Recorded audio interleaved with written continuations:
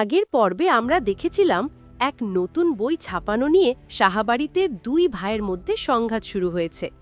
অলোকেশের জেদের কাছে শেষ পর্যন্ত সবাই হার মানল। সেই চটকদার লেখকের বই মোহের ফাঁদ নামে সাজবাতি প্রকাশনী থেকেই ছাপা হলো। অলোকেশ তার সমস্ত বুদ্ধি দিয়ে বইটির প্রচার শুরু করল। বড় বড় পোস্টার, খবরের কাগজে বিজ্ঞাপন, জমকালো মোড়ক উন্মোচন অনুষ্ঠান, কোনো কিছুরই কমতি রাখল না সে। অন্যদিকে ঋষিকেশ নিজেকে এই সব কিছু থেকে সরিয়ে নিল। সে সারা দিন লাইব্রেরির পুরনো বইগুলোর মধ্যে ডুবে থাকত, যেন বাবার স্মৃতিকে আঁকড়ে ধরে বাঁচতে চাইছে।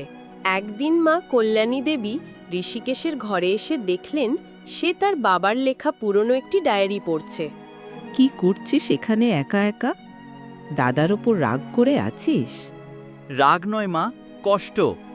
বাবা এই ডায়েরিতে লিখেছেন সাঁঝবাতি যেন কখনো টাকার কাছে তার আত্মাতে বিক্রি না করে, আর আমরা ঠিক সেটাই করছি। আমি জানি তোর কষ্টটা, কিন্তু তোর দাদাও তো এই পরিবারের কথাই ভাবছে। দেখিস সব ঠিক হয়ে যাবে। কিন্তু পরিস্থিতি আরও জটিল হলো। মোহের ফাঁদ বইটি বাজারে আসতেই বিক্রির রেকর্ড গড়ল। প্রকাশনীর অ্যাকাউন্টে হু হু করে টাকা ঢুকতে শুরু করল। অলোকেশের মুখে বিজয়ের হাসি। সে নতুন গাড়ি কিনল, অফিস নতুন করে সাজালো। কিন্তু টাকার ঝনঝনানির আড়ালে যা ঘটছিল তা অলোকেশ দেখতে পেল না। সাঁঝবাতির বহু পুরনো পাঠক এবং লেখকেরা চিঠি লিখে তাদের হতাশার কথা জানাতে লাগলেন। বিপিনদা একদিন কাঁপা কাঁপা হাতে কয়েকটি চিঠি ঋষিকেশের সামনে রাখলেন।